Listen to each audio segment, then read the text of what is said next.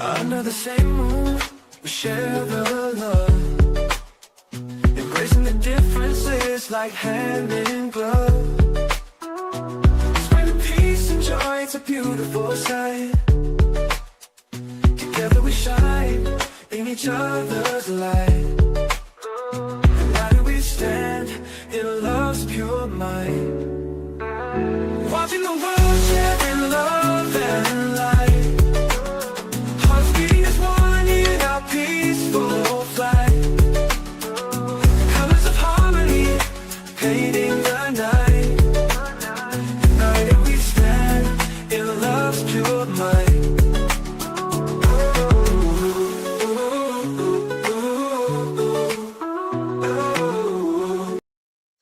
Good afternoon and welcome to News at Noon with Watching the World. We have so much to talk about today, especially when it comes to news involving the President of the United States. Did you hear about what happened to Ilhan Omar and how she was attacked? Someone threw something at her. We're going to get to all of that today, but I want to thank you guys for all the support. As you guys may have heard, there's been a lot of suppression, especially when it comes to TikTok and other platforms when you're talking about certain subjects, such as the Epstein files and so forth. They're actually going into the chat, and certain words you can't even message to another person. So that's something to think about, but we do appreciate everyone for as long as we can exist on these social media platforms. Today we're going to start off with a interview, none other than the President of the United States. We have a lot of people here so far. I see we have Stella, Sharon, all right, New Jersey, and our new moderator, my cousin. I appreciate you. Deborah is in the building as well. Thank you, Sharon. Thank you guys so much. Let's check out this interview from the President of the United States.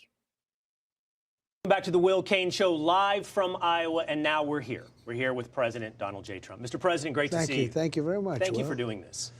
Well, you know, you do have great ratings. Well, thank you. We check the ratings, but even if you had lousy ratings, I would do your show. You are terrific. You've been a terrific guy. I anticipate they should do very well today with this type of guest today here on the Will Cain Show. Welcome back to the campaign trail. Welcome back to Iowa. How does it feel? Well, I love Iowa. We've won it 3 times conclusively. There wasn't like any late night voting or anything. We just won it right at the beginning. The doors closed and they said Trump won. And I love the people. You know, I just get along with the people. I was watching the other room. You look back in your element. You're back with the people. What do you like better? Do you like this, standing on the stage at a rally, or do you like making a deal, maybe for Greenland? I think I like maybe the rallies better. Deals are fun, but we're making a lot of good deals. We've made record-setting deals. We have $18 trillion coming into the country. That's why. So I have a question for you guys. Have any one of you ever seen a photo of the scar on Donald Trump's ear from the rally where he took the shot? Have you seen the scarring or maybe a missing point on his ear? I just want to see what you guys have to say about that. They're building auto plants, AI. They're building everything. With thousands of businesses are being built all over the country. And you're going to have a beautiful, very positive explosion. In fact, I believe this is the ear that you see in this picture. That's the ear that he took the strike from the bullet. Sometime during the year when these things start opening up. But there's never been no country has done what we've done. That explosion, that anticipated economic explosion, that's going to be important because you also need to do something that someone has done very rarely. You acknowledged this a couple of days ago with Maria Bartiromo, and that is for the president in power to win the midterms. Deborah says nope. I think it's been only twice since 1938 that the sitting president, the president in power, has won the midterms. Are you concerned? Well, nobody can explain why. You know, even when we've had an amazing year, there's been a record-setting year in every way, and nobody can explain. Even presidents, whether it's Republican or Democrat.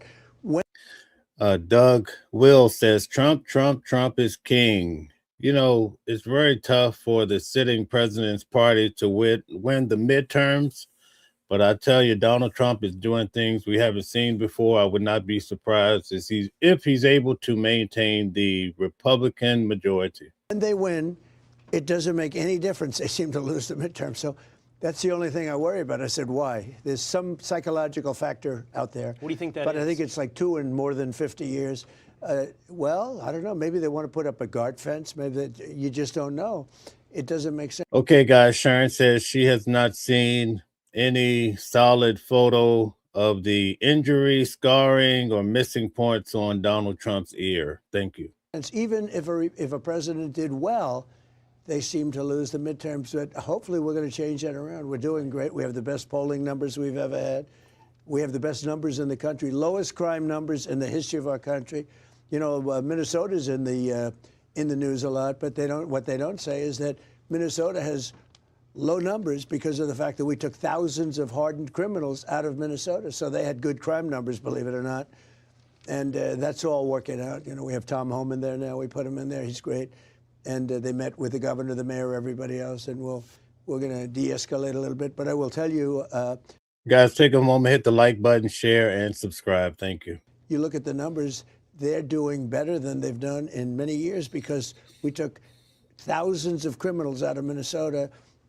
You look at Washington, D.C., it was a very dangerous place a year and a half ago. Now it's as safe as you can get. You can walk your family down the middle of the street. Nothing's going to happen. You know, it's Right. We got rid of over 2,000 hardened criminals, many of them let in through the open border policy of Sleepy Joe Biden. It was not a good.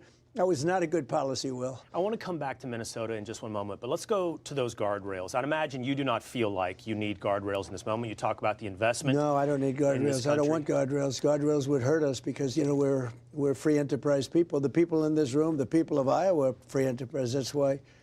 Carlos says, ice, ice, baby. Nelson says, my Trump is your Trump. That sounds like a song. We won it so big 3 times in a row. I would have to imagine that guardrails would be an understatement of what would happen should you lose the House or the Senate. There's been talk of impeachment. You've been through this before. Yeah. You've been through it multiple times. I'm a professional. What will happen? What will happen if Democrats take the They'll House or the probably Senate? try and impeach me. They'll say he went to Iowa and he spoke unfairly to people and he's not supposed to do that. Let's impeach him, okay? That is very true. They've tried to impeach Donald Trump so many times. The guy's taken on a bullet. I actually attended his trial here in New York where they gave him 34 felonies and he's still the president. And the people in Iowa would say, how did he get impeached? He just did an interview with Will, who has very good ratings, okay? But they just did an interview with Will. Now, they'll find something. There'll be something. I made the wrong turn at an exit and let's impeach him. No, they did that before. They impeached me on a perfect phone call. Turned out they impeached me twice. And by the way, I won the impeachments very easily and quickly. But they impeached. They're very nasty people. You know, they have bad policy, really bad, but they do 2 things. They stick together. Not stupid. Some are because. Okay, guys. Plubis says, please don't trust those with power. Our entire government is corrupt, not just Republicans. Thank you. You know, that's true with everything, right? But they stick together, but they have really bad policy. Men and women's sports, transgender for everybody. So many things are so bad. I mean, they're horrible to the farmers. And by the way, I just gave the farmers $12 billion because they were treated unfairly. We're taking in a fortune with tariffs. And I wrote them a little check about 2 weeks ago for $12 billion. Anybody in this room get any of it yet? Yes, yeah, a lot of people. It's a lot of money. And you know what? You deserved it. But we're taking in so much money from the tariffs that we can do that. So the farmers have received their $12 billion. Probably some of those checks are hitting now. But have you received your $2,000? When do you expect to receive it? The president says you might have it by the end of the year. I want to talk about the point of view from some of these farmers, some of these people in this room a little bit later, but now I want to take you up on your invitation to talk about Minnesota. Listen, the entire country is talking about what happened this past weekend in Minnesota. You've already spoken about it. Everyone watching has seen the video. Everyone has an opinion. I'm curious what you thought when you first saw that video. Well, I think the whole thing is terrible. I don't like the fact that he was carrying a gun that was fully loaded and he had 2 magazines with him, and it's pretty unusual. But nobody knows when they saw the gun, how they saw the gun, everything else. Bottom line, it was terrible. Both of them were terrible. The other was terrible, too. Okay, so let's put that to the test. Did you guys ever see this guy brandish a gun, other than maybe when he was kneeling down on his knees? You might could see the gun in his waistline, right? But did you ever see him pull out a gun in any form or fashion? And I'm not sure about his parents, but I know her parents were big Trump fans. Makes me feel bad anyway. But I mean, I guess you could say even worse. They were tremendous Trump people, Trump fans. And, you know, the daughter was. Deborah says that Donald Trump is trying to buy support. Okay, hadn't thought about that. Good point. Thank you. She was, I don't know if you could say radicalized, maybe not. I don't know. But I hate to see it. I hate to see that. You bring up the term radicalized. What do you think is happening? You see these people in these videos, they feel very emboldened to step in and interfere with law enforcement. Yeah. I'm not talking about protest, holding signs. I'm talking about people physically interfering with immigration enforcement. Why? Why do they feel so emboldened? You know, you have to go throughout the whole country. You know, we have done so much work throughout the whole country. We don't have any. Okay, here's a good point, guys. AI Smart City says that the gun misfired, and that's probably why the guy was shot. AI, you would really need to provide some sort of proof of that. Please provide it. I haven't heard anything of the liking. Problem. The only one we have is Minnesota. We're in a lot of different places. New Orleans. That's right. Kira says no, he never brandished a gun. Thank you, Kira. And thanks for subscribing to the channel. Thank you so much. And the governor of Louisiana called they have a big problem in New Orleans. And we went there. We've cut the crime by 67% in 4 weeks. It'll be down to practically nothing soon. Washington, D.C., we don't have problems. Like, you know, right. We've cut it down from a lot. It was very bad. It was terrible. People go to Washington to look at the Lincoln Monument, and they end up getting whacked or whatever, killed in some cases. Numerous killings. That's a beautiful, safe place now. Memphis, Tennessee. Mike said they executed the young man in cold blood. I think that's about as real as it gets. Thank you for your participation. One of the worst in the whole country, and now it's got very little crime. But it's gone very differently in Minneapolis. Well, it has. It's the only place. And now the message. Guys, Stella says double tap the screen and press the thumbs up at the top of the screen, or like the show. So thank you, guys. Please like the video, share, and subscribe. Is out that Tom Homan is in. Yeah. Commander Bovino is supposedly leaving Minneapolis along with some CBP agents. Is this a pullback? I don't think it's a pullback. It's a little bit of a change. Everybody in this room that has a business, you know, you make little changes. You know, Bovino is very good, but he's a pretty out there kind of a guy. And in some cases, that's good. Maybe it wasn't good here. But you have to understand, when I watch some of the people that I've been watching over the last few weeks, these are paid insurrectionists. These are paid agitators. These people aren't normal, like, oh, gee, that, you know, they're incensed about anything. How do you get incensed when you go into a state and you're taking criminals out? So, guys, I just want to tell you something, and I tell you this with great caution, but I often attend these trials. I go to the protests. I was out there for the No Kings. I'm all over the place, right? A lot of you, when I'm live, you actually go along with me. I appreciate the support. Some of you even watch after the fact several times, such as Deborah. But I will tell you this, something that happened when I went to Luigi's trial and also went to Maduro's hearing. There are so many people out there on the street that are protesting, and I'm like, wow, Luigi has a lot of support. Maduro has a lot of support. And then I started to realize that these people are being paid $300 a day. So the president is right. So when you're watching people in the street and they're tearing things up or they're upset, I get it for those who really feel that way. And I feel you should be able to fight for yourself in a dignified manner. But it was heartbreaking for me to see that most of these people are getting paid. And then the next day, like the first day of the trial, they all show up. They're getting paid. Some of them have on costumes. The second day, it's like a ghost out there. You can't even find a person protesting at all because these big companies only paid for these individuals to be there on the first day. Isn't that something? I've seen it with my own eyes, and I see it at most of these events, right? You're taking monsters out, murderers. You know, we had 11,888 murderers let into our country by other countries, by Biden with his open border stupid policy. It's the dumbest thing I've ever heard. You talk about bad policy. Open borders where people were coming, so the whole world, the Congo, Venezuela, all over the world. They're letting people in from their prisons, and they're feeding them into the United States. And they're murderers, and they're drug dealers, and they're everything else you can think of. Every bad name you can think of. Yes, you can actually go to the website, and actually they have Reddit forums as well, where you could actually get paid $300 a day. It's actually on Indeed. Also, I bet you guys didn't realize that you get paid to be a government informant. So if you go out in the streets and you start snitching on people, that's an actual job that you can look up on Indeed. You'd be shocked that people are getting paid for the damnest things that you would think they're out there doing it for the love and from the bottom of their heart. But no, a lot of them are doing it because they're broke. And they let them in by the millions. We closed the border. You know, we have nobody coming into our country anymore. Literally. It just shows how hard it is to clean up, even after you close it. It shows the price that we paid under Joe Biden. It's the hardest thing when you think of it. You know, inflation we've solved. It's done. We have it good. Where prices are coming way down. They were just saying in Iowa, the fuel is $1.95. Did you hear that? Somebody said $1.85, but it was $3.50, $4.50 just a year and a half ago. You look at Okay, Say It Loud says they learned from the Rush Limbaugh playbook by paying protesters. Thank you for giving us some history on it. You look at groceries, it's all down. Everything's come down. Do you notice they don't mention affordability anymore? That's like an old-fashioned word. They brought.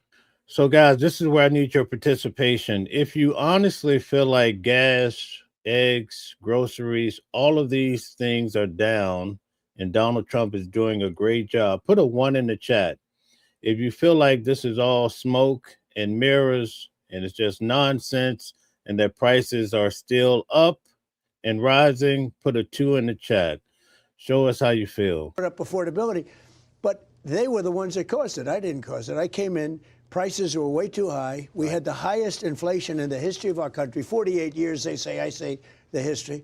But we had the highest, let's say in 48 years, the highest inflation. Prices were way high.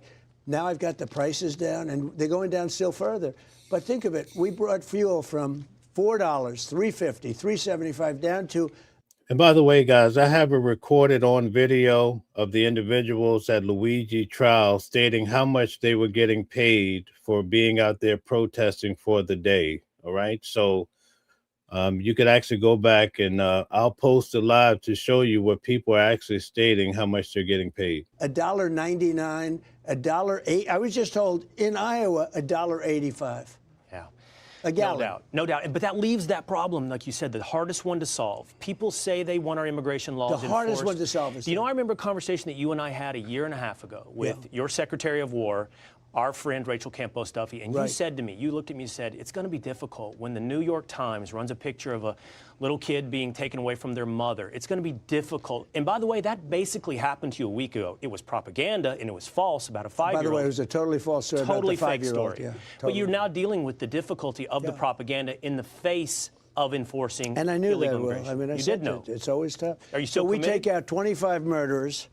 We take out drug dealers. We take out a whole group of people by the thousands. And if we get one person a little bit wrong, headlines. But they don't talk about all the tremendous. You know, the reason that we have Minnesota crime down, I talk about that because it's only down for one reason. We took out so many criminals. But other states are way down. So the report came out, though, think of it. In the history of this country, we have the lowest number of murders. We have the lowest crime, the best crime numbers. That's despite the fact that millions, I say 25 million people, millions of people were let in through the border by Biden. And many of those people were not people you want to have in the country. So what's going to change? You put in Tom Homan. Have you spoken today to Tom Homan? Well, yeah, I have. Tom is fantastic. Tom is a tough guy, but I've watched over the years, and he's gotten along with governors, and he gets along with mayors. Some people don't. Some people just want to do their job and leave me alone. And that's sort of okay, too. That's generally been okay. Most of them are happy. Memphis, Tennessee, very tough, very straightforward. We're taking the criminal out. We're getting them out, either putting them in jail, because some are so bad that you don't want to send them to where they came from because you're afraid they're going to come back. They're murderers. So some are very down and straight, and others, Tom, I've noticed, as tough as he is, he gets along very good with governors and mayors. Now, I spoke to the mayor and to the governor yesterday, and they want to see it cleared up. I'm so fascinated by your Okay, guys. So most people feel like the prices are coming down and that Donald Trump is basically living up to what he campaigned in regards to those matters. Conversation with Governor Tim Walz. This man has suggested that this is a modern-day Gettysburg. He has likened his situation to Anne Frank in the Holocaust. He has said that ICE is your Gestapo army. And then you guys speak on the phone. I'm fascinated by that conversation. It couldn't have been a nicer conversation. And in fact, I said to my people, I said, it's hard to believe that's the same guy I watch on television or I watch in a debate not doing so. Okay, guys. Daniel Price says, simmer down, Sean. Trump is the only one who constantly throws out the Soros crap, etc., or fake news when it's not flattering him or challenges him. Get real, kids. Thank you for your comment. Well, or because we had a very reasonable conversation, very good conversation. If you believe the conversation, he'd like to get this thing over with. But think of it, in the whole country, we've done this so much. We have the crime down to a level that nobody ever, I campaigned a little bit on crime, a lot on the border. The problem is I gave you the best border in the history of our country. Nobody wants to talk about it anymore. I did it a long time ago. I was able to do it. Within 3 months of taking office, I had that border locked and closed. And, nobody even tries to come up anymore. It's easy now. Nobody even tries to come up. Before they were coming up by the millions. But nobody wants to talk about that. They only want to talk about whatever the last thing is. But we're taking out thousands and thousands of criminals. And the worst thing that Biden did to this country, because, again, inflation I can solve, all this stuff. The hardest thing to solve is when you have people brought into the country and you have to take those people. We have a very unfriendly court system, frankly, especially at the lower levels. Take those people and you have to say, I'm sorry, but you're going out. And in many cases, they're murderers. And, they shoot you.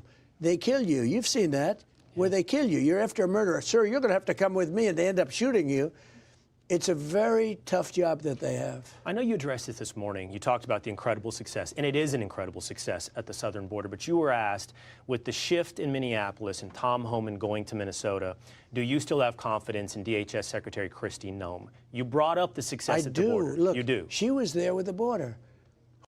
Guys, on the day of Nicolas Maduro's trial, I recorded in my live video. If you go back, you'll see a young individual out there explaining the website that you can actually go to sign up to be a paid protester.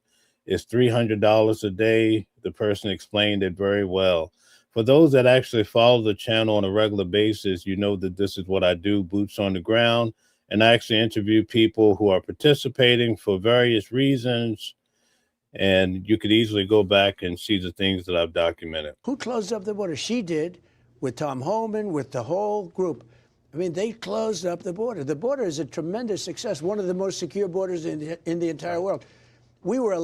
I know it's heartbreaking when you hear certain things that go against your narrative that you want to believe so bad.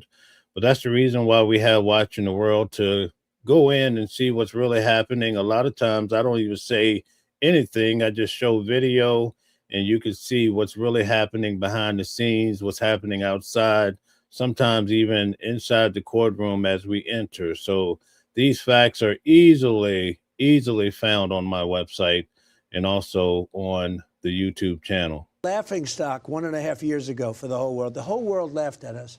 I had friends that said, is that real? They'd look at a picture. You've been down to the border. They'd look at a picture of the border with hundreds of thousands of people pouring in like it was water.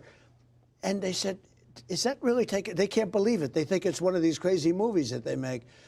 The border was horrible. It was horrible. I did the border twice. First time I won, 2016, I won on the border. But that border was nothing, and I fixed it immediately. It was great. We had great years, and we had a great economy. We had the best economy in history in 2016, my first term. And we rebuilt the military, and we get the largest regulation cuts. We had the best job number. We had a great first term. This term seems to be blowing it away. I mean, the only thing we have is a Minnesota situation, and that is, I believe, easily resolved. Okay. You're about to take the stage here in Iowa. I imagine you're going to talk about the economy. Yeah. I'm curious what your plan is if the Supreme Court rules negatively on your tariffs. You talk about the tariffs We'll have to a lot. find another way. Look, is there a plan B? Yeah, the tariffs have been indispensable towards success. We've taken in $600 billion in tariffs. I gave the farmers $12 billion last week. I took them out of tariff money. It's kept the unfair competition out of our country. Now, they can build their auto plant here. I would say for the last couple of weeks, President Trump's speeches have been very similar in nature. Most of them have been his victory laps, sprinkled in with a little bit about Joe Biden and what a terrible president he was. So it's interesting to see how he's basically campaigning for himself continuously throughout his term. And the big question I asked was, do you think he's actually did some of the things that he talks about?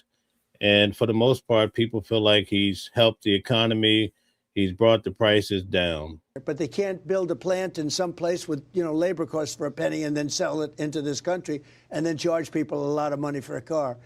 So the only way they can do that, they have to build the plants here. So the big auto companies from Germany, from Mexico, from Canada, Mexico and Canada are literally, their plants are closing down. They're moving into this country. So we have more activity than we've ever had. We have thousands of businesses all over the country being built. We have hundreds of big major factories between AI, autos, and many other things being built. We've never had a thing like this. And you use them as a tool for world peace. For world peace, yeah. We have to use it for world peace. But what happens if the Supreme Court strikes down the tariffs? We will find some other way of doing a similar thing. But it'll be more inconvenient. It won't be as easy. I was just speaking to some of the diners here today. Right. David Ullman, he's lived in Iowa for a long time. He's in agriculture. He does express concern about the tariffs and the effect it's had on farmers in Iowa. Well, it's going to be don't forget, they just kicked in. And we've taken in hundreds of billions of dollars. And we've kept a lot of people out that want to come in and rip off for years, it was in the reverse. China. Are you guys shocked that we're not hearing about the Epstein files that much anymore? The last bit that we've heard about it basically has come by means of Bill Clinton and the photos that came out, but we're not hearing a lot. The strategy, it seems, is taking or creating some sort of barrier from the Epstein files, so much so that the media is not covering it at all. Which are just tariffs. Other countries which are just tariffs. I've totally reversed it. Japan gave us $550 billion. South Korea is supposed to give us $350 billion. But what happens is they're coming in, they're building plants, they don't have to pay tariffs. If they don't do that, so what's happening is we're getting a tremendous amount of business coming to this country. Are any of you guys troubled by the fact that Elon Musk has basically stepped away, and every chance he gets, he makes jokes about the president? I posted one as a short within the last week. What really happened there, right? Why did they fall apart? Even though they try to get along, you could see that sometimes on snippets that we see video, perhaps at the game and so forth. But at the end of the day, what happened with Elon Musk? And they're coming in fast and sharp. I think the farmers are going to be the biggest beneficiary, because when you used to have people coming in and dumping their crops into the United States, and you guys were hurt, they're not allowed to do that because we're tariffing those crops. Just a couple of more questions. I think the farmers, in a way, and it's going to take a little while to kick in, and the farmers stuck with me the first time, and I was right, with China, when China did a little bit of a number. We gave you $28 billion then, because it was a help, because they were taken advantage of for years. We gave them 28. Now we gave them 12, sort of a minimal payment, $12 billion for the farmers. Nobody else would be able to do that. Nobody else would even think of doing that. But the tariffs are going to be phenomenal for the farmers, but they just kicked in. I just see some nods here as you're talking. A lot of nodding. A couple of more questions. A couple of quick more questions, Mr. President. One serious one. This whole Minnesota thing, it started because of a focus on fraud. It started because of illegal immigration and welfare fraud.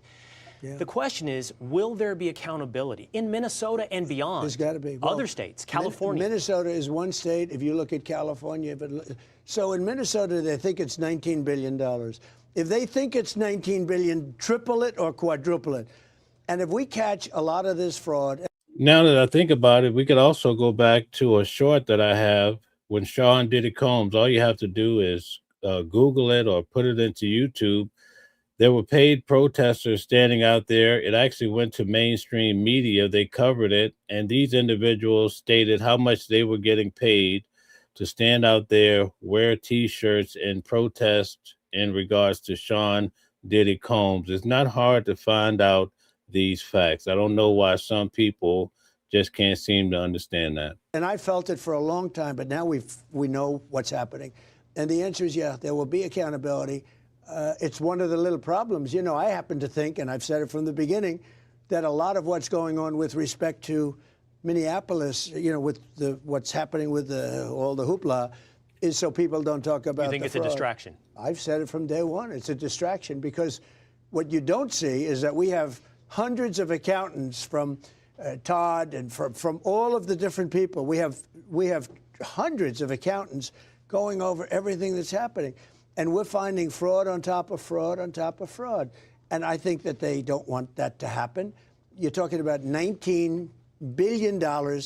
Probably that's a minimal number. Now, you take that and you go to California. You think California is better? I would say California is worse. It's totally out of control. They don't know what they're doing out there. The governor is, I actually thought he was a pretty nice guy, but he has no clue what. Deborah, I missed you too yesterday, but we had power outage here in New York. The snow is just ridiculous, and we're preparing for the next storm, which is going to be just as bad. The other snow hasn't even melted. He's doing. Look at a railroad. He builds a railroad. It's like 20 times more expensive than it was supposed to be. And what they did to get down the cost, they made it shorter so it doesn't go to San Francisco. You saw what he said, right? He's claiming victory in Minnesota, by the way. He has posted that you have retreated in Minnesota, Governor Gavin Newsom, and he is encouraging people to keep the pressure up. See, I haven't heard that at all because it's just the opposite. I was called by the governor yesterday. I was called by the mayor yesterday. How do we do something? Please, how do we do something? I think it's bad for them. I don't think it's bad for us. I think it's bad for them. Yeah, you'll have to see what Governor But it's not Newsom a question posted. of retreat. We want safe cities, whether it's. Sassy Mo, welcome in. Always nice to have you. Sassy says Musk was able to overstay his visa, and now he's using Americans' tax dollars to enrich himself. Gets more welfare than anyone else. How much money does Elon Musk receive from his companies receive in subsidies from the United States government per day? Let's see who knows the answer to that question. If we took a lot of the crime out of there. We want safe cities and states. We want a safe country. And again, we just got a report done by Democrats that the country is the safest ever recorded right now. Right, along with a secure border. I'm just looking around, who's here today. There's a lot of people, but one guy who is not here is your Secretary of State, and I'm afraid he made a very big mistake. All right, Candyman makes a good point. He says Trump's ICE is using the same immigration laws and tactics Obama administration used to get off the Nazi stuff. You all sound brainwashed. Okay, thanks. He gave an interview where he said that one of his tricks with you is on Air Force One. Marco Rubio goes into a room and covers himself up with blankets so that you won't see him sleeping, that you'll think it's a staffer. And so I think there's only one of two ways you go with this. You give him yet another job, or you pull the blankets back. That's what he wants. Let me tell you, he's doing a fantastic job. He's a tough cookie. I can tell you that. He's a tough cookie. He's going to go down as the best Secretary of State we've ever had. You see what we're doing. Just today we solved a tremendous problem in conjunction with Syria. Saved many lives. Right. I mean, we're saving a lot of lives all over the world. Ended 8 wars. I'm very proud of that because it's not tough for me. We're trying to end one more, by the way, Russia, Ukraine. And I think we're going to get that done, too. But we ended 8 wars and saved tens of millions of lives, and I'm happy about that. You should be proud. Thank you. I know you're a big sports fan, so we'll end here. We now have the Super Bowl set. New England Patriots, Seattle Seahawks. Now, usually when someone asks you these questions, you answer with, which of these two teams have a greater affiliation in fandom of President Donald Trump? That's true. In those so cases. I'm curious, have you already done the analysis? Well, I tell you what, no, but who's going to win the Super Bowl? Bob Kraft is a friend of mine, and I've watched that team. You got to hand it to him. He had the great team, and now he's got the great team again. They made a fantastic draft. Put in the chat who you guys think will win the Super Bowl. Let's hear. Let's see. Pick the quarterback is great, but it's going to be I think it's going to be a tremendous game. I hope it's going to be a tremendous game. Yeah. Mr. President, I know you got to take the stage. I really appreciate all the time you've given us and joining us live. We called a lot of audibles right here at the last moment. We really appreciate you joining us. Redwood says the fact people are still being conned by this guy, talking about Donald Trump. Okay, now we're going to get to his wife. She was interviewed yesterday. Let's see what this is all about. Melania, the film, showing the First Lady like you have never seen her before in the days leading up to President Trump's second inauguration. Here we go again.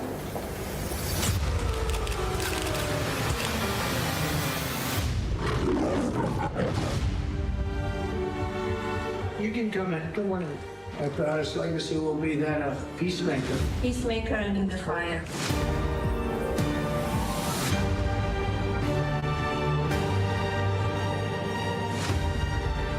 Beautiful.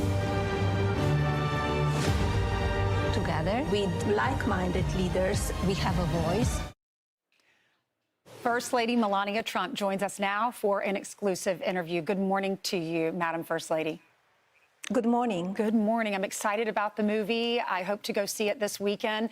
But first, let's talk about some of the news that's happening around our country. Is anyone going to see Melania's movie this weekend? Tell us if you're going. We'd like to hear. How was it? And let's start with what's happening. Next week, you can come in and tell us if you thought it was great. Happening in Minnesota. There are these protests. There are these shootings. The world is divided. There's pressure on both sides. You have talked a lot about coming together and being respectful. And your husband yesterday had a way to maybe bring some calmness to that area, contacting the governor, contacting the mayor. Now, I'm about to say something that's going to tick a few people off. Well, it is what it is, folks. I'm not a perfect man by far. But if you stood in motor vehicle all day long, you know how that goes, right? You get there at 9, you still be there until 1, 2 o'clock, and then they'll tell you, come back and get this right. Imagine if you stayed there until 1 o'clock, and then they just let a guy come in right off the street and cut line. Wouldn't that be horrific to you? Wouldn't you cause a scene? You see some of these people in motor vehicle having a fit because they feel like they're not treated appropriately. So it's the same when it comes to people coming into the country, right?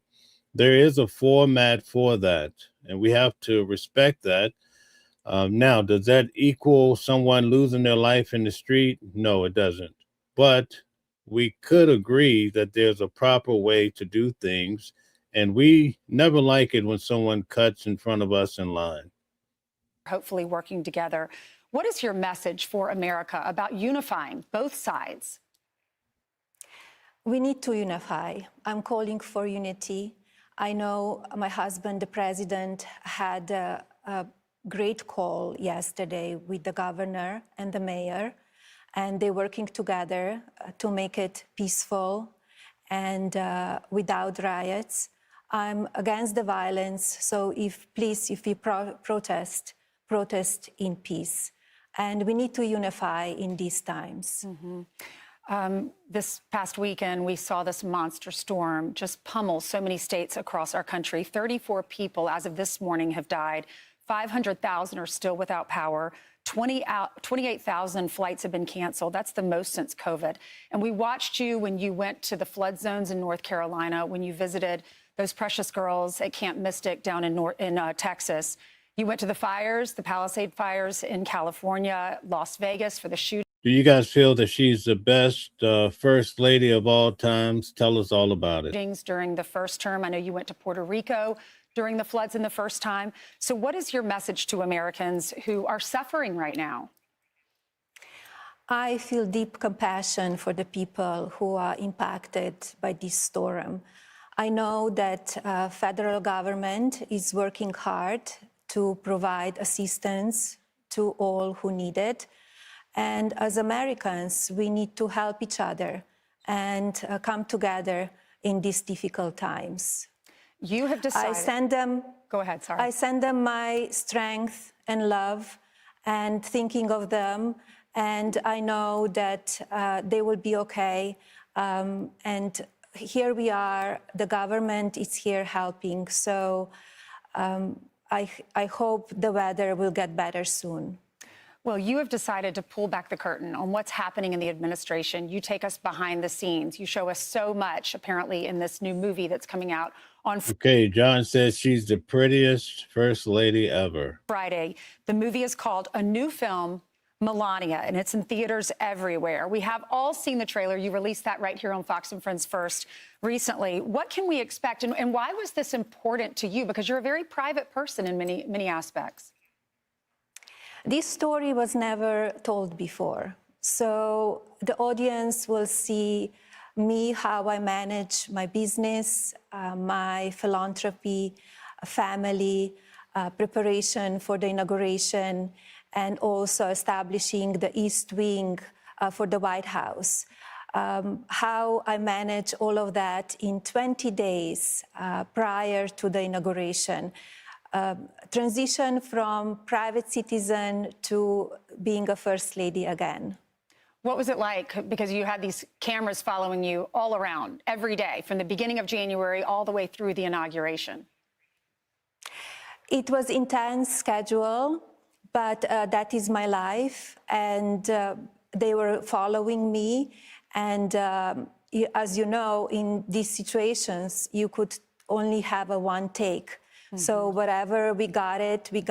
And I had a great team around me and very talented director that he put together the team, the award-winning team. So that was a plus. There's the famous hat that you wore Inauguration Day, the second term. We see some scenes of you designing your inauguration dress. We see the hat. And then we also see moments, apparently, of when you talk to the Bidens. You have tea together, you drive to the rotunda. There's been many occasions where she has seen things happening around the world and has reached out to members of the administration of those particular countries. She did it in the Ukraine. I believe she's done it in Venezuela, especially when it comes to children. So I can't say that about her. And you're on Air Force One, the Biden send-off. So how were the Bidens to the Trumps on that day? They were very nice and very beautiful relationship that day. So it was a very special day that we spent it together driving to the Capitol. And it was a very cordial relationship. There's another scene where the president is preparing a speech. I'm not sure which speech that was. Maybe you can tell us. You jump in and you add different language. You say maybe you. Believer, are you saying that Donald Trump's shooting was a staged attack? I'm not sure what you guys are speaking of, but I did hear people say that it was all made up just to help him win the election. What do you guys think about that? Do you think it's just a bunch of malarkey? Tell us. I should say it this way. How involved are you in the president's day-to-day? I give him my advice and I tell him what I think. Sometimes he listens, sometimes he doesn't. But I am here to support him. I think it's very important. You know, I find this to be quite amazing because yesterday there were several articles that came out saying that she doesn't even talk to her husband. They don't even live together. And pretty much they tried to paint the picture that she despises him for various reasons. But you hear from her something quite different. To have an open communication. And that scene when he's at the podium and it's at the White House, I assume that's the inauguration speech. Is that what you were helping him with? Yes, it's inauguration speech. There's another scene with the Secret Service, and you're planning security for the inauguration. Government says illegal immigrant in the White House. Is that the movie's name? Wow. This is, mind you, after 2 assassination attempts on his life. There were death threats at the time on your life, too. So are those dangers always a part of your everyday, are those part of your everyday thoughts? You think about it. OR says, I believe she despises him. He craps his pants. I think the video that people are saying that Donald Trump used the bathroom on himself, pooped on himself, that was AI, and I confirmed that video. I'm not sure if there's any more, but we have to be careful with some of this AI. It's going too far. And I have a great Secret Service team, and you need to be very vigilant. What do you do? Where you go? We are living in the dangerous times, and preparation for inauguration. Gwendolyn says, didn't Epstein introduce her to Trump? That's what the rumor is, but we have to wonder why these files aren't coming out. I can't confirm it, but the rumors are floating around every day. Was part of it. You show some scenes of a typical marriage, a typical dynamic. There's one that made me laugh at the very end of the trailer where you're calling the president. You say, "Hi, Mr. President, congratulations." And he says, Sandy says she wants his money, of course. She's going to pretend that she likes him. You know, she came out with her own coin when Donald Trump became president. Right before the first day, Donald Trump released a coin, and also his wife and the consecutive family members. Well, she brought in a lot of money, folks, a lot of money. "Did you watch?" And you said, "I did not. I will see it on the news." So typical dynamic. Why was it important for you to include that scene? Because you didn't have to do that, but I'm glad you did. I was very involved in the leading the production and choosing the trailer. I want to show the people that they will see the communications and private communications between me and my husband. So that was part of it.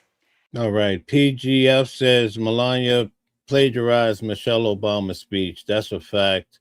We've discussed that before, showed the video in regards to that. So she must be quite fond of Michelle Obama. And I know that you had a private screening for the movie on Saturday. Just very, very close friends, family members. A source that was there told me that the college students, the teenagers were mystified. They were glued to the screen. They loved it. And what I was curious to know, what did the president say to you after the screening, after he saw it for the first time? Was that the first time you saw it Saturday night? It was the first time that he saw a whole film, and he loved it. He said, a must watch. Caprello says Michelle Obama is a man. That's a fact. We have no proof of that. I've looked at that conspiracy and have not found anything substantial. And then what about Barron? Because I know Barron's in the film a lot. What did he say? What was his reaction? He is in the film, and he liked it too. And what about the other children? The other children didn't see it yet. Okay. They will see it soon. And but it was wonderful to have so many world leaders with me on Saturday from all different fields. And we were celebrating it, and the reception of the movie, of the film, was very warm. And what is your favorite part of the movie when we all go to watch it this weekend? It's very hard to choose because the audience will experience many different emotions. Humor, sadness, grief, many things, and I think everybody will connect. Oh my, 818 says he's gonna call ICE on Melania. Oh my. Connect on the certain scenes. Also, the letter to Putin. Christina says, love this lady. Okay, she has a lot of fans here today too. You had, I mean, that led to 2 unifications, returning children from Russian captivity back home to their moms and their dads in Ukraine. You have the Take It Down. Guys, hit the like button, share, and subscribe. Let's get the likes up. Thank you. Act legislation, fostering the future executive order. You have the AI Zoom and Roundtable. You recently met with Tim Cook and with Lisa Su with AMD, the second largest chip manufacturer. So you're extremely busy. When you wrote that letter to Putin, we were all just amazed that you were getting involved and that you were standing up for those children, because that's been a concern of everyone around the world. Did you run that by the president, or does he have to run everything by you first? I told him that I'm writing the letter, and if he would please give it to President Putin. We had a success. He wrote back right away. And I'm still working to unify more children. We are in the process. I hope we will have success soon again. Mm-hmm. And I'm very mission-oriented. I want to impact Americans' lives. And of course, I am honored to carry on the duties of First Lady, traditional duties, as planning state dinners.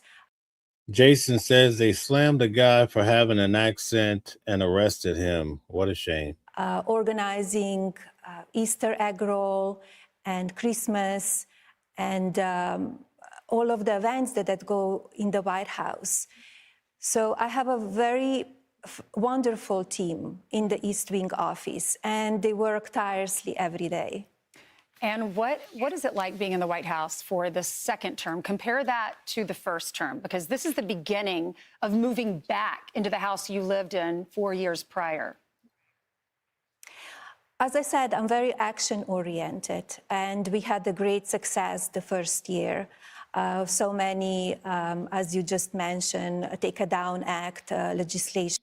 A lot of people feel that J.D. Vance will be the next president of the United States. His wife has similar, she came from a different country as well, right? It was bipartisan, was a big success.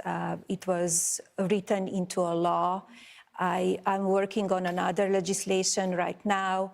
I have Fostering the Future and so many other points that you mentioned, 25 million to HUD for fostering the future children. So many different things that people can go on my website and read it. Madam First Lady, thank you so much for joining us. Okay, so what did you think about that? Did it make your day to see her, give her an interview? Do you like her? Do you love her? Or maybe you don't like her at all. Tell us how you feel about it. Now we're going to move on to something that happened yesterday that was terrible. So much. You're welcome.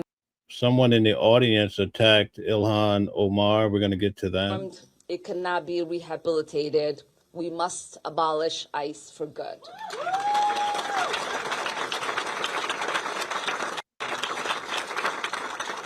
And DHS Secretary Kristi Noem must resign or face impeachment.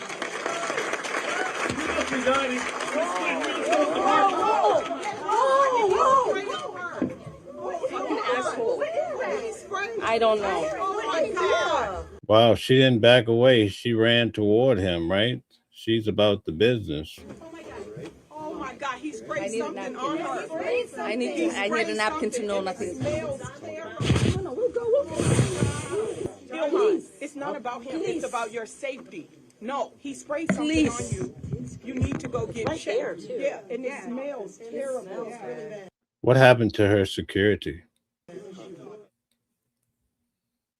We're going to look at it from a different angle, too. Now we're going to check out CNN and see what twist they put on it, see what they say. Just like I thought it was reprehensible that the internet fever swamps had cooked up, that there was some conspiracy theory when Donald Trump was shot in. Yeah, she was actually going after the guy. What a bold lady. Butler. I think it's terrible that fever swamps and the president are cooking up conspiracy theories around this. I hope this man is investigated. I hope they throw the book at him, because when we have a culture where people who run for public office and are in the public eye are under. This is very similar to when the guy threw a shoe at Bush, right? Threats of violence. And this, again, did start with Trump. But isn't that a moment precisely when Trump should not say something like, hey, she probably faked it? I mean, it's been hours, like not even. 100%. Okay. A lot of people in the audience are saying that this is staged and they had the perfect angles. And also, I didn't see any security really. That should never happen if you have the top security Secret Service in the world, right? Like, how does this happen? Something seems weird. This brings me to the other thing, who they can feel like they can speak ill about and the limits of that. They came up against a hard limit with Alex Preddy, right, calling him a domestic terrorist after he died at the hands of ICE. Here is the president on Tuesday. You're going to hear a very different tone than what we heard from the administration over the weekend. Do you agree with the assessment from some of your own officials that Alex Preddy is a domestic terrorist or an assassin? Well, I haven't heard that, but certainly he shouldn't have been carrying a gun. But hey, look, bottom line, everybody in this room, we view that as a very unfortunate incident, okay? Right. Everyone, unless you're a stupid person. I mean, I think there are a lot of people who would like to see fewer people carry guns in the country. A lot of them are not Republican. Some people are comparing her to Jussie Smollett, right? He had his stage moment, got him a couple nights in jail or something to that effect, right? But most people are starting to feel like this smells bad. Might be staged, okay. Voters. So when he says that kind of thing, when you go after somebody who is legally carrying a gun, something that's allowed in this country under the Second Amendment, very controversially for a lot of people. Yeah, gun rights groups have already been. Kennedy says it's giving Jussie Smollett's vibes. Okay. Talking about this the last couple you days. basically rip the rug out from underneath your base. Okay, very good. Now we're gonna move on. I want to show you guys what's happening in regards to Tom Homan, the same big time part of Donald Trump's administration that allegedly took a $50,000 bribe. We don't hear much about that anymore, but he's the new sheriff in town in Minnesota. Let's see what's happening. He met with Waltz. We want to hear what was the outcome. Border czar Tom Homan holding a productive meeting with Minneapolis Mayor Jacob Frey yesterday as the Trump administration works to de-escalate tensions in Minnesota. It comes as a man rushed Congresswoman Ilhan Omar during a town hall meeting, spraying her with an unknown liquid as she called for DHS Secretary Kristi Noem to resign. Matt Finn joins us live in Minneapolis with the details. Good morning, Matt.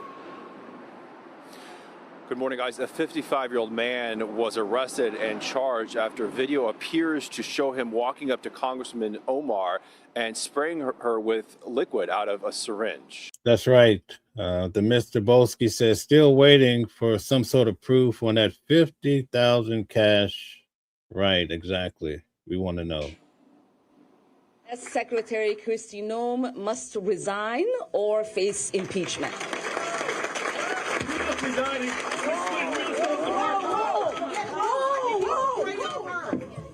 Wow, she had her hand up like she was going to give him a 1-2 punch, right? This seems like, this is strange.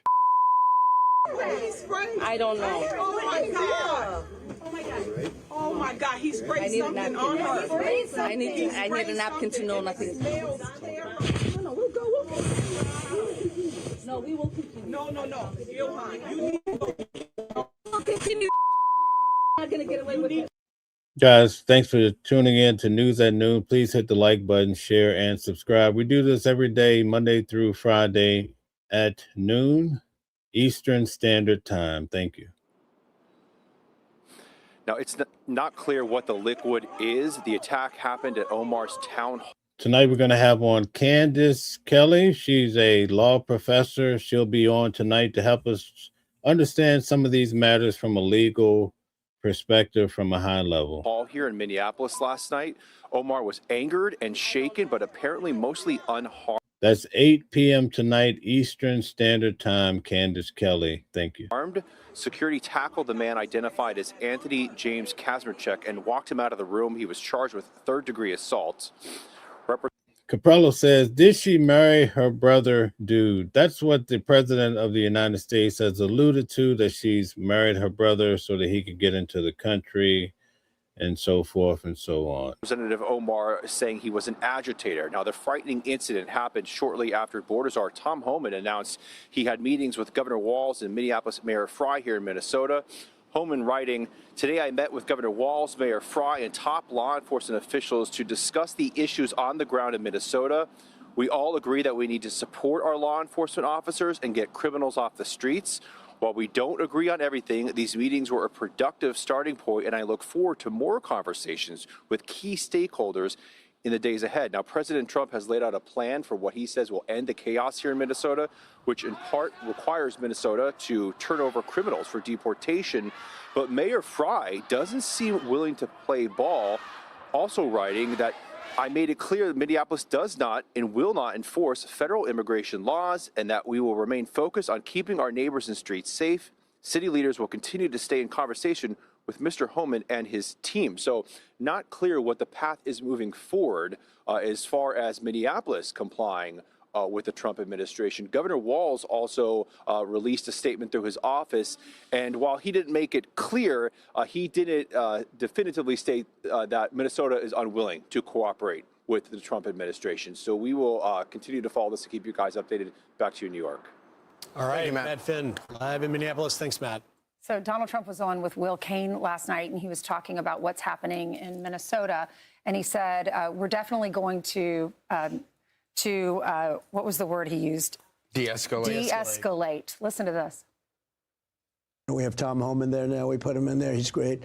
And they met with the governor, the mayor, everybody else, and we'll we're going to de-escalate a little bit. It couldn't have been a nicer conversation. And in fact, I said to my people, I said, it's hard to believe that's the same guy I watch on television, or I watch in a debate not doing so well, or because we had a very reasonable conversation, very good conversation. If you believe the conversation, he'd like to get this thing over with. So I love that the solution is Tom Homan, and to that I say, your terms are acceptable. We can deal with Tom Homan. That's but you know, it really is a situation that has sort of kind of blown out of control.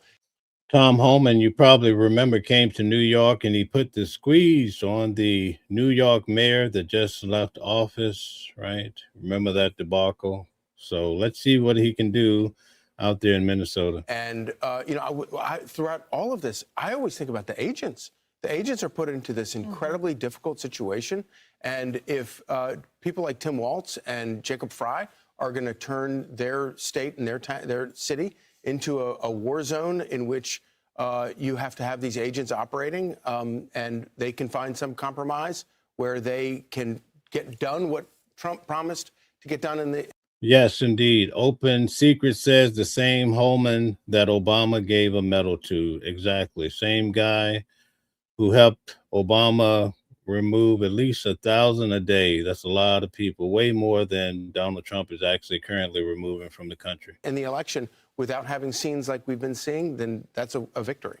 And you have to realize that President Trump opened the door to start moving this forward because of the chaos that it's become. And you're right about those agents, Charlie. I was with agents in Maine, and they were showing me posts where they were being doxxed, and when one, they were calling for a sniper to take out their family. This is real. These are real human beings.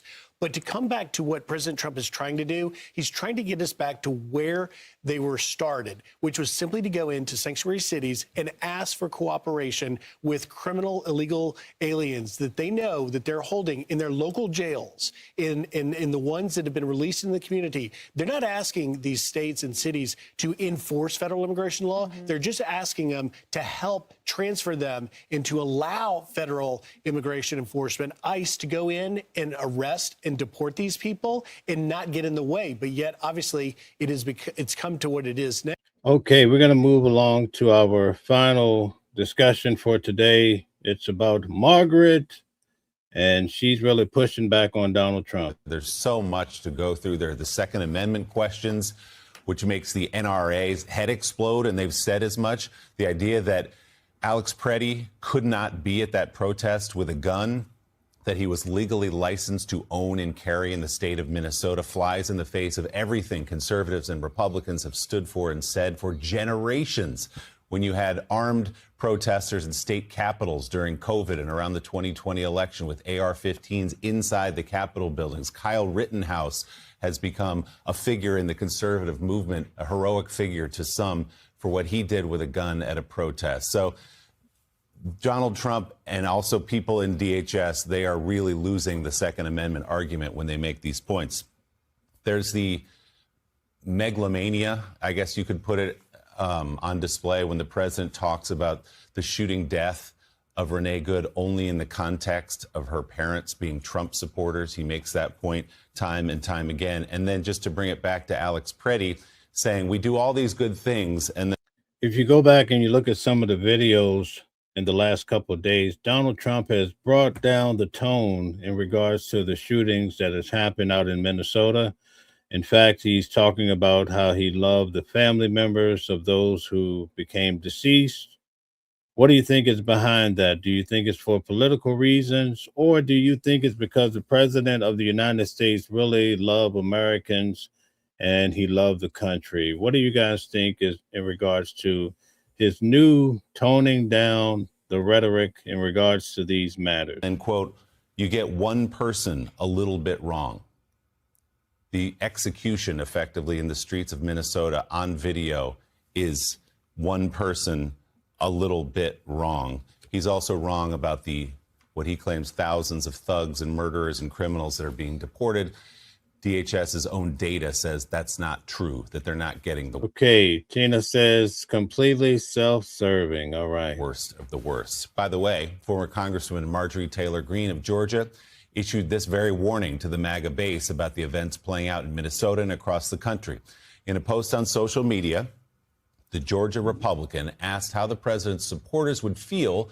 Guys, we have 91 likes. Can we touch 100? Could we get 9 more to reach 100? Thank you for those who felt the need to support the channel in that way. And also, thank you for subscribing. We're almost at 30,000 subscribers. Thank you. If officers during Joe Biden's presidency threw a MAGA guy to the ground, disarmed him, and then shot him dead. She writes in part, legally carrying a firearm is not. Ellen Wood says, Trump loves America. Okay. Not the same as brandishing a firearm, adding, quote, you are all being incited into civil war, yet none of it solves any of the real problems that we all face. And tragically, people are dying. That is from Marjorie Taylor Greene, longtime supporter until just lately of President Trump and one of the leaders of the MAGA movement. Mike Barnicle, a lot to digest there. I want to ask you guys a question. Why do you think during Donald Trump's first term as the president of the United States, a lot of the individuals in his core group really had to step away? Some of them actually went to jail. You see the vice president, he doesn't really support Donald Trump as much as you would imagine, especially being chosen as the vice president the first time around. And even during this administration, you see Elon Musk was gung-ho. Donald Trump, I love you dearly. I love you so. It was almost like a song. And they even created the Doge. And, and Elon Musk had all the power in the world. But now he's taking a back seat. And what about Margaret? What happened to her, MTG? She was the best Trump supporter in the world. And now she's out advocating against him. What does all this mean? Tell us in the comments. Wondering what you're thinking and feeling as you hear some of the commentary this morning. You hear the president talking about this and the fact that DHS says we'll handle the. Okay, Brian said we hit 100. You guys are so amazing. Thank you very much. We do this every day at noon. Please come back, support us. We'd love to hear what you guys have to say. I'm going to drop the link in case someone wants to come up and have a chat, talk about something, push back on something, have it your way. But just be presentable when you come up. We try to be very respectful of YouTube policies. No nudity, which we've had before. Unfortunately, people play all sorts of pranks. But I will make this available to you at this point. Investigation again here. I'm having a jumble of thoughts. I've been having a jumble of thoughts for the past 4 or 5 days. When I heard his voice, I thought that was Joe Biden. And it's odd. I think that some of us feel nostalgic about a country called America that we grew up in, that our parents gave to us. We just saw the president of the.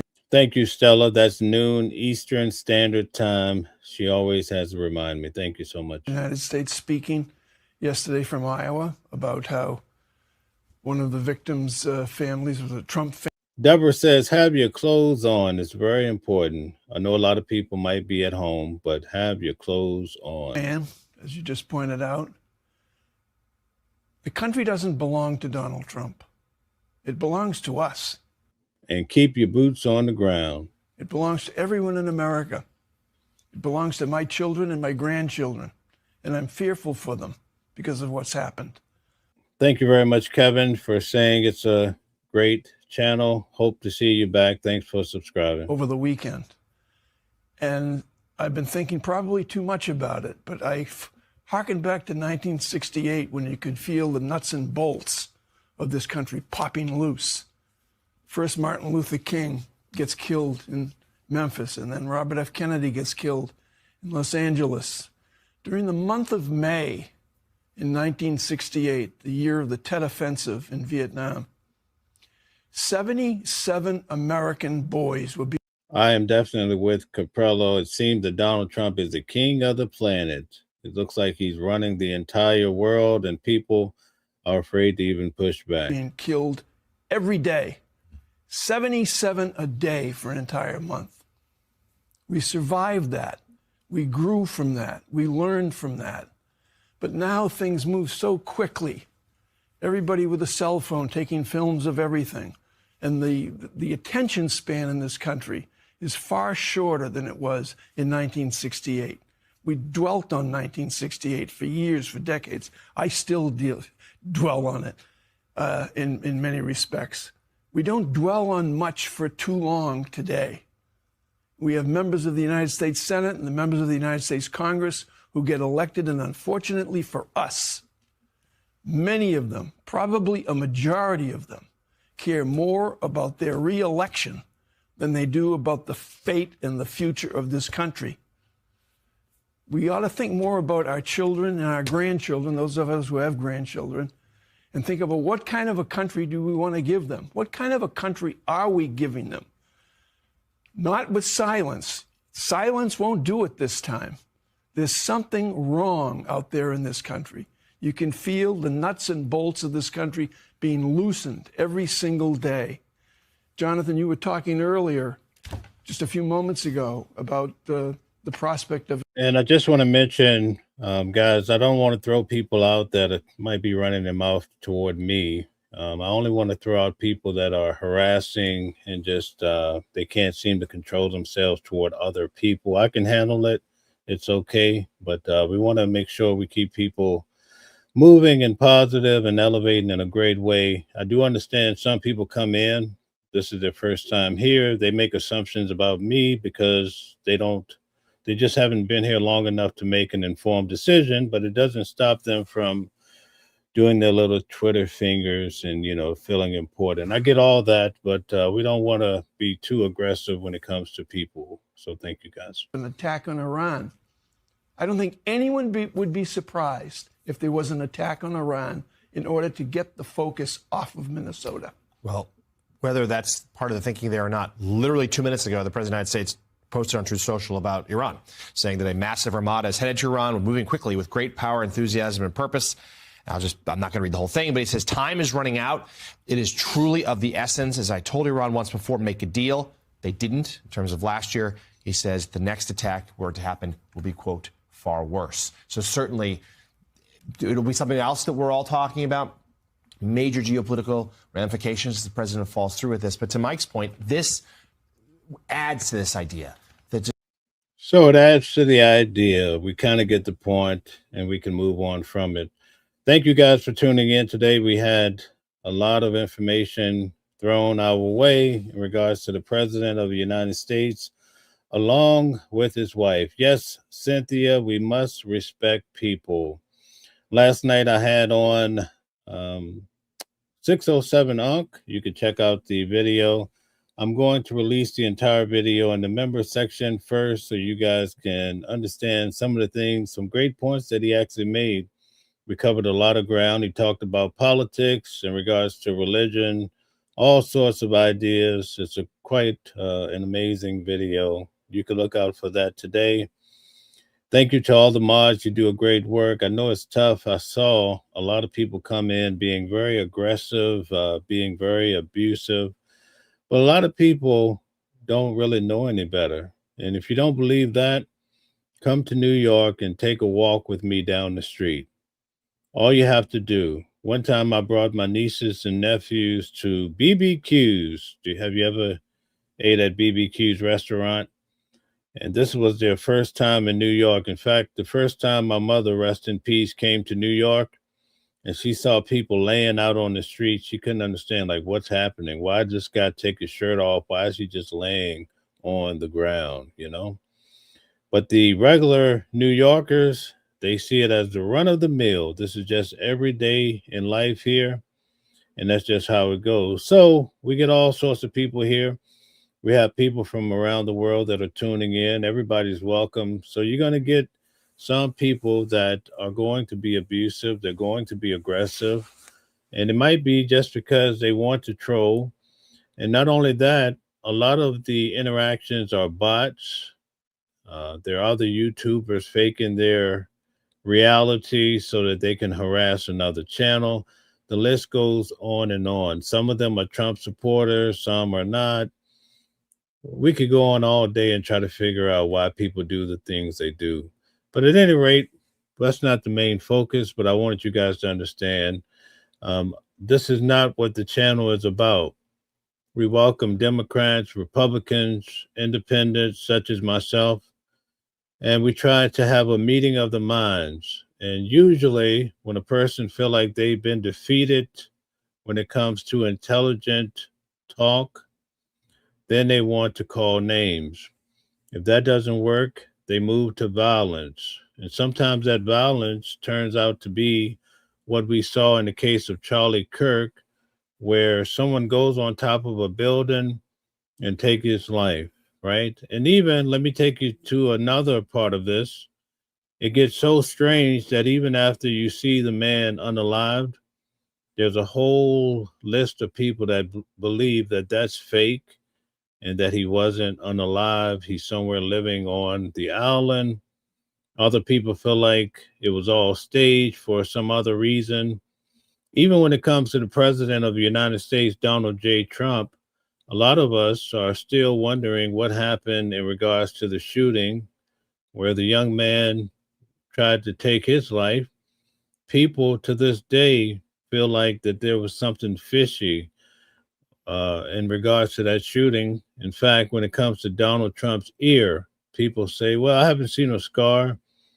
To be hit with that type of weapon, his ear should have been this way or that way. You could find videos of guys who are specialists that say there's no way a bullet could graze you and you not show some sort of damage when you look at the ear. But it's almost like the Twilight Zone. People tend to forget about it. The life of a story isn't very long when it comes to this YouTube streets as well as the media. I started off this show and I was telling everybody how I was shocked to find out when I went to, because, you know, I cover these cases. I go to the courthouse, I sit in court all day on those hardened wooden seats. I call them church pews, right? And we try to document, take notes of the things seen and heard in the courtroom. And when I first went to Luigi Mangioni's state trial, I was so amazed because I said, wow, these people are actually coming out to support a man who is on trial. Basically, his trial will be starting toward the end of the year. But on video, allegedly, they show him taking the life of Brian Thompson, right? This is all alleged. And I'm like, people came out here in the cold the first day. I have it all documented. It is freezing cold. Your fingers are turning colors and you could barely feel your feet. And you can see guys out there with no coat on. Some of them have on costumes. There's some females there dressed as Mario Brothers. You know, they tied into Luigi Mario Brothers. So I'm so impressed. And then I find out that these people, some of them, not all, but some people are being paid $300 a day to go out there and protest. They could care less about Luigi, haven't even heard about Luigi. But it really helped me frame some of these protests that I go to. Even the No Kings, when I was out there, I thought that most of these people were just joining the posse, as they say, and going out to protest, holding their signs. They hate Donald Trump. And then I find out toward the end, they're starting to hand out flyers for the next event in Washington, D.C. This heavily organized. The people there, they have apps, they have team leaders. And I'm like, wait a minute, this is far too organized to be regular people just bouncing up off the street. It was over 100,000 people at the No Kings here in New York City. I say all of that to say that a lot of the causes that we're going out in the street fighting for, you need to understand who you're fighting with. Because some of the people that you're fighting with are being paid and you're just rolling up being naive. I'm not saying you shouldn't fight for the cause, but you might be fighting more than them because they're getting $300 or whatever they're getting by the end of the day.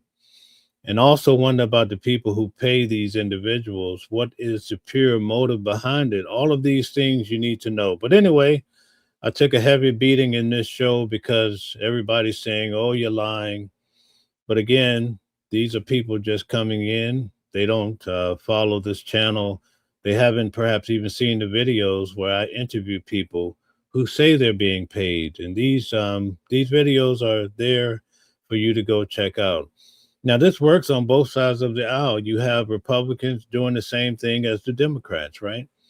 But the moral of the story is people are being paid for these various reasons.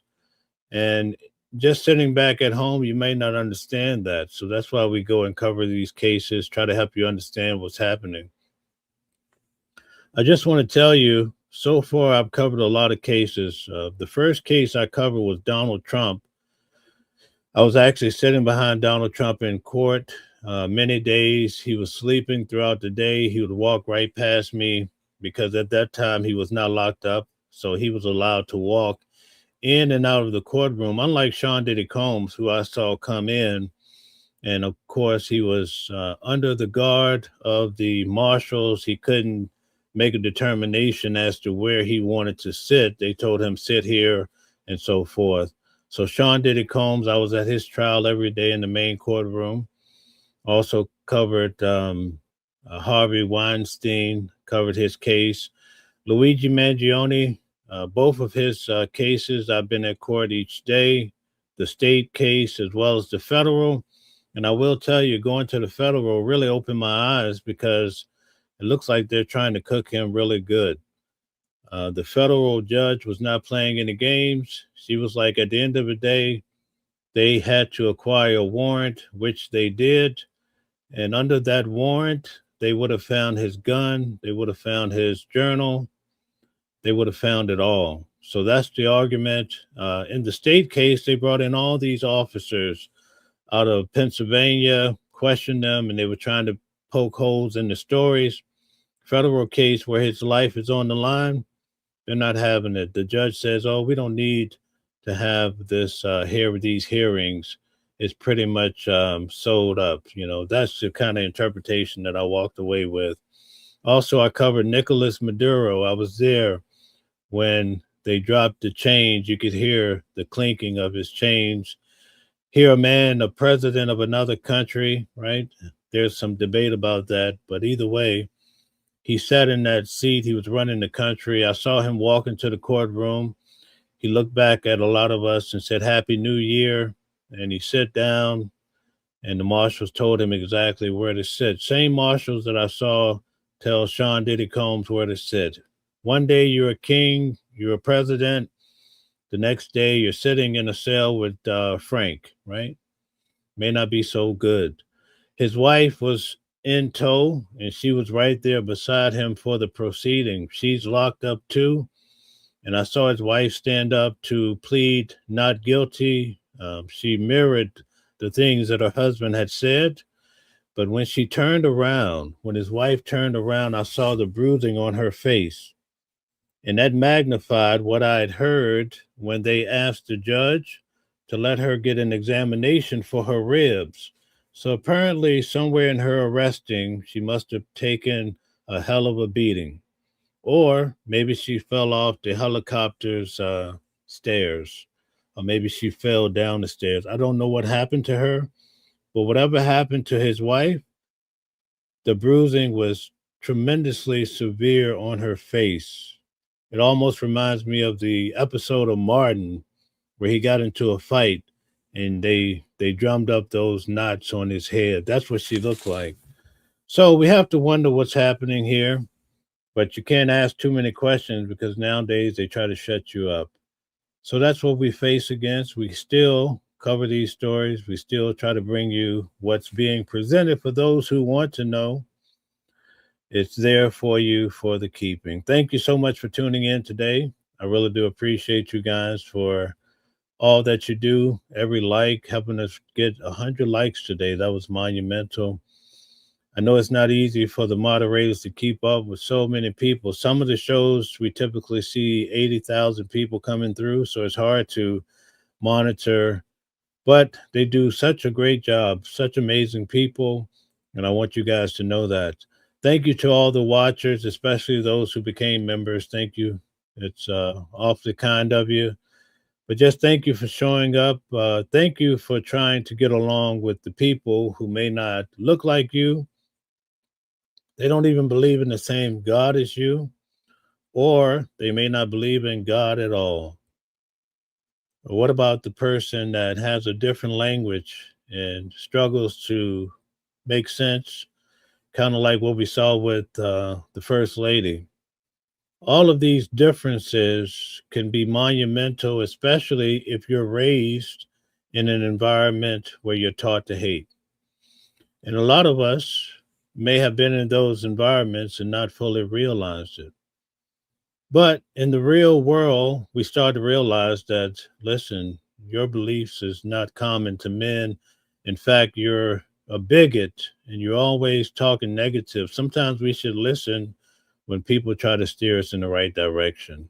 It's always wise to change course. It keeps us human because together we can get way more done than we can on our own.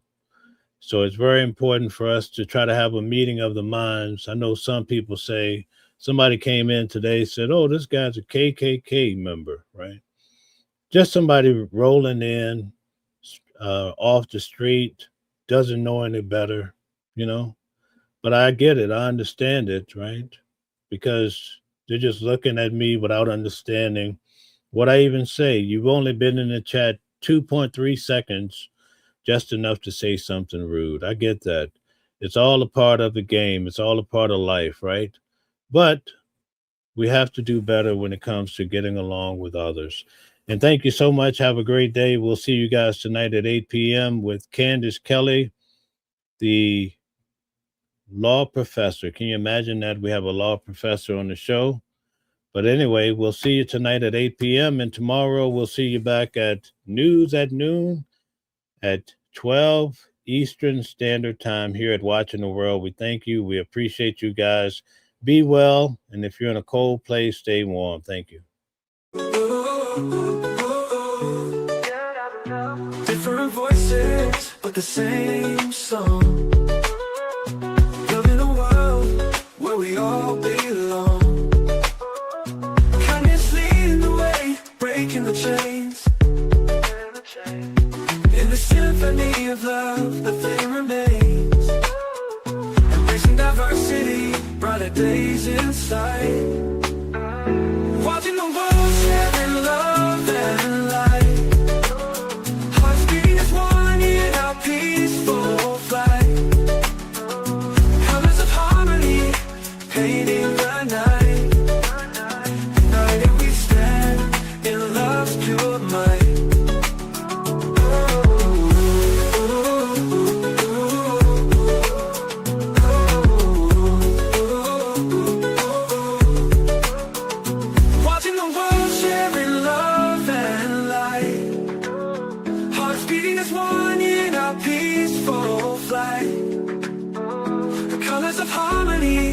Painting the night. United we stand in love's pure might.